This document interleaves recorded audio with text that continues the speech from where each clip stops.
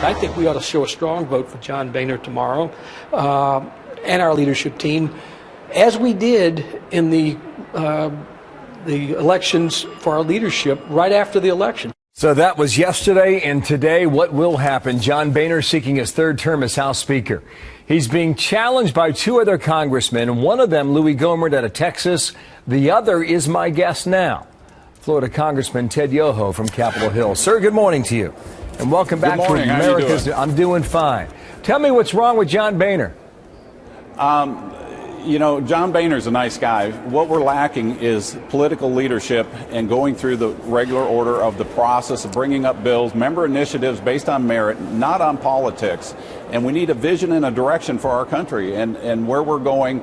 I can go on and on and on. The 72-hour rule is something that is a rule of Congress that we abide by in our conference, but yet we don't follow it. And those are the rules that allow a member to review a bill for at least 72 hours before we vote on it. The American people expect us to read a bill before we pass it. And, you know, I put in an amendment last night and leadership talked against it and it didn't pass.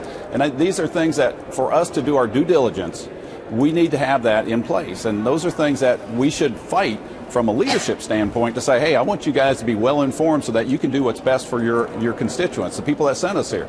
After all, we work for the American people. How many will oppose? You're going to see the numbers grow. We came out and I threw my name in the hat on Saturday as an alternative because I've heard over the last 2 years people wanted an alternative to the status quo. And so I put my name in the hat, Mr. Gohmert put his name in the hat, and this way people have a choice. They either vote for the status quo, you know, maybe Wall Street or K Street, or they vote for the American people that sent them here. You know, and again, we work for the American people. Just to get a number here, is it 10, is it 12, is it 20? What's the number? We're 13, and people are calling us today. They've been calling us since this morning, say we're going to support somebody other than Mr. Boehner, and you're going to see the numbers grow. We will go to a second conference. But as you know, if you get 13, that's not nearly enough. 13, no, but you'll see the numbers grow throughout the day. We're getting people calling us, thanking us for giving an alternative, and I think you'll see more people emboldened. The American people spoke loud and clear in November that they're tired of the status quo. And the way we change that is change direction of our country, and you change it through the leadership of the Republican Party. 2 years ago, there were chants on the floor at this same time of hell no. Will we hear the same thing again today? No, I don't think you'll hear anything like that. You know, this has been a well-orchestrated movement. It started months ago, and it's just coming to fruition now, and it's following suit of what we anticipated. Now, do you honestly think you can replace him?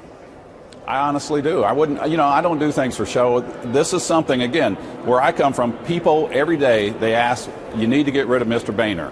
And I said, well, if somebody's running against him, I'll vote. They said, no, if nobody's running against him, you need to throw your name in the hat. And so that's what we did. I'm honoring what our constituents say. And that goes around all over the country. If you look at the poll, and I'm not a big fan of polls, but I do hear this, and I can tie in the poll numbers to what I hear in the district.